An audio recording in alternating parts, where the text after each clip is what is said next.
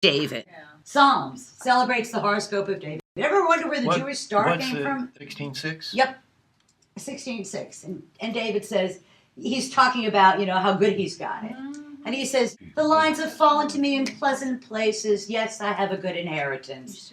And the Star of David is actually David's astrological chart.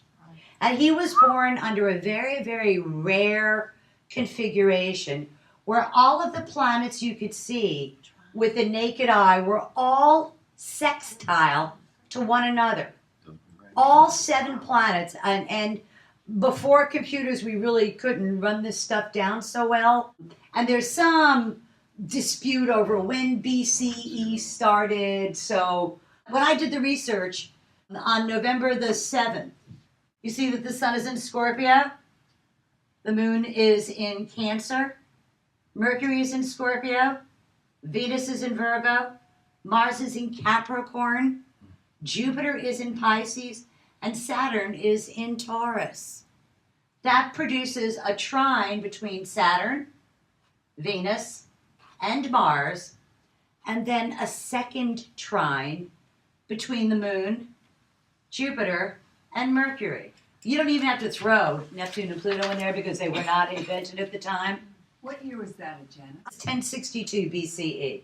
And I'm not sure if it's minus 1061 or 1062. Hard to tell, but the bottom line is right around, and they talked about, according to the Bible, David was born in the middle of the 11th century BCE. 1062, smack in the middle of the 11th century BCE. He died at an old age. It didn't say how old he was, but they said he was really, really old. When Solomon was crowned king in 973 BC. And he was born sometime in the end half, I would think, to still be alive in 973 BC and be old. The Mogan David, the Star of David, actually was his astrological chart. And when I looked to confirm it, this is when I found the only time that all of those planets lined up in a sextile configuration. It's as though, and so he literally took his astrological chart and put it on his shield as if to say, do you really want to screw with this? Can you see? Do you really want to? You should just roll right over right now. And he was most likely born at midnight. That would make his rising sign Leo, which is why, and when you think about it, he was a sleazy guy. I mean, he slept with a lot of different women. He really was. Yeah, well, I wouldn't be surprised at all. So that's his moon in the 12th house right there. Had a little sleazy stuff going on. I kind of like it. Jupiter in the 8th certainly liked sex, had plenty of money. Mars in the 6th, willing to fight just about anybody that got in his way. Slept with Solomon's son to get the kingship. He what? You have to read it, but he slept with Solomon's son. To get the kingship? Again, I like that. It's good. Mercury in Scorpio, huh? And being a Scorpio, they'll sleep with just about anybody, right?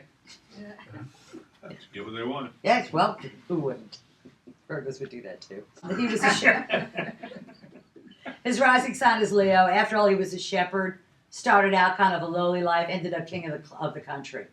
So that all says Scorpio, who will do what they have to do to get what it is that they want. And Leo, who said, I really do want to be king. I really like that idea.